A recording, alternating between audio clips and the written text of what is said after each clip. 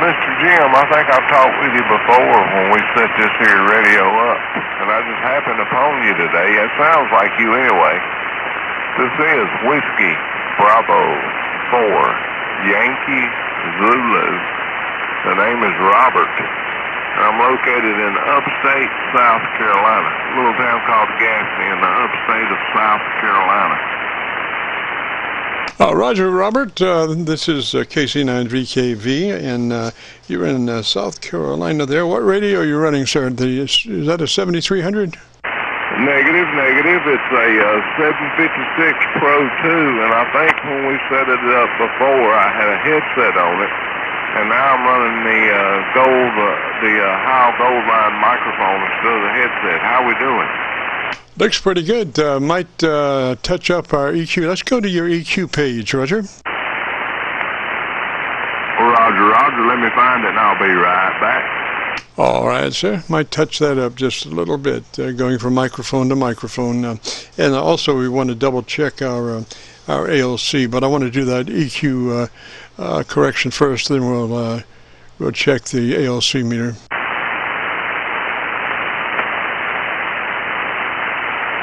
Okay, I think I'm where I need to be. I'm in my single sideband transmit tone bass, single sideband transmit tone treble, and I've got a -5 on the bass and a +5 on the treble, over.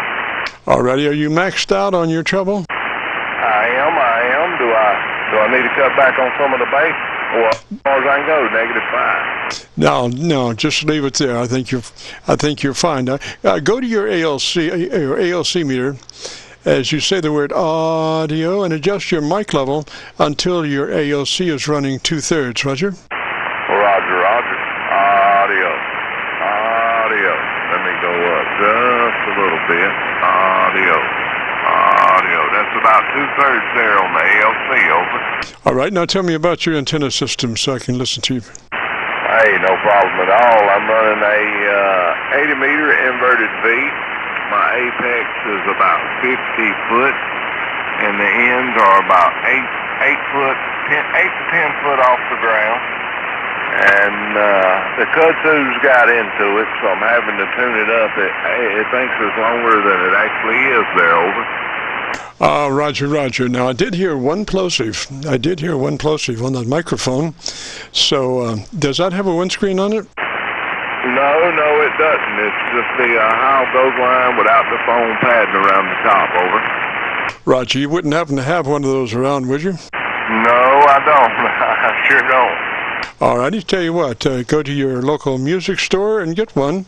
They're only about $4 or $5, and they slip right on the top there. You know what they are, and that will take care of any wind noise plosives or anything else that your mouth might produce other than words. Roger. Roger. I sure appreciate you, Jim. Yes, sir. That windscreen just corrects for every little thing. You can work that microphone almost any way you want after that you get a windscreen on there, because it will diffuse the air pressures before they get to the diaphragm. Roger? Roger. I'm gonna have to take off to the website and see what it would sound like. Yes, sir. Let's see here. If you would, why don't you tell me about the radio for a minute? I'll go through some of the SDRs, see if I can find a better path. Roger? Roger. I sure will. I'm running an ICOM 72 that I picked up, I guess about a year ago. Before that, I was running the Yaesu FT 920, and it's getting a little late, but not a whole lot. The Pro 2's a little bit newer, but not a whole lot. Roger. Well, I copied you a little bit better down in Georgia on my Georgia SDR, Robert. Roger? Better down in Georgia on my Georgia SDR, Robert. Roger? Roger. I'm not too far from there, and on 40 meters, I expect it to do me a little better. Band conditions considering, over. Yes, sir. But I think that radio is just set up beautifully for that mic now. There wasn't much of a difference. I think we, checked that out. You double-checked your ALC level. That's the thing. Whenever you switch mics, always go back to your ALC and double-check your level. Go audio and adjust your mic gain for 2/3 on your ALC meter, because not all mics are created the same, and so it's good to check levels after you change mics. Roger? The same, and so it's good to check levels after you change mics. Roger? Well, Roger. I tell you, I've been right impressed with this Heil Gold line. I run it on the 920 and the 756 Pro too. And I've had folks tell me, say, you know how folks put all that bass in there and try to sound good? Well, you sound like they're trying to sound, and yeah, it gave me the big hit a little bit, Jim.